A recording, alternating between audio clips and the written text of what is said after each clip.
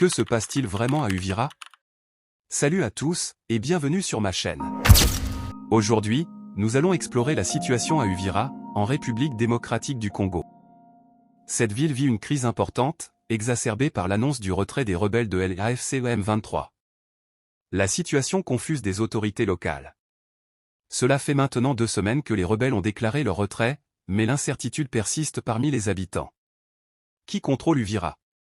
Les avis divergent. Beaucoup d'entre eux craignent un retour au combat, car des groupes armés continuent d'être signalés dans la région. Cette confusion entraîne une méfiance croissante envers les autorités locales et nationales. Des témoins rapportent même des mouvements suspects, ce qui contribue à un climat de peur. Les gens ne savent pas à qui se fier, et cette atmosphère de méfiance impacte profondément leur quotidien. Activités économiques au ralenti.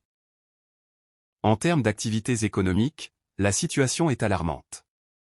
La plupart des grands magasins et marchés sont restés fermés, et la justice, elle aussi, est en suspens. Kelvin Bouija, un membre de la société civile d'Uvira, partage son désespoir. Nous vivons des moments difficiles. L'arrivée des rebelles a conduit à la fermeture de toutes les grandes maisons de commerce.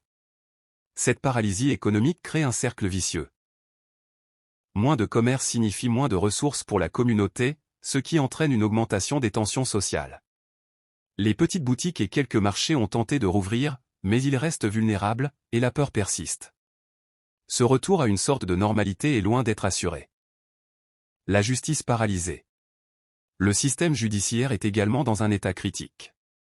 Les tribunaux et les cours sont fermés, et ceux qui ont fui pendant l'occupation par les rebelles n'ont pas encore pu revenir. Cela a laissé un vide énorme. Jean Ruvubika, défenseur judiciaire local, témoigne des défis. Avant l'arrivée des M23, il y avait des mécanismes en place pour la gestion des dossiers, mais aujourd'hui, je ne sais pas qui gère ces affaires.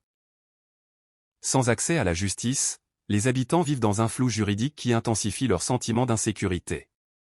Les disputes et conflits qui survenaient autrefois dans le cadre légal sont maintenant laissés à l'arbitraire. Cela peut mener à des violences intercommunautaires, exacerbant le désespoir des familles touchées. Les conséquences sociales et psychologiques.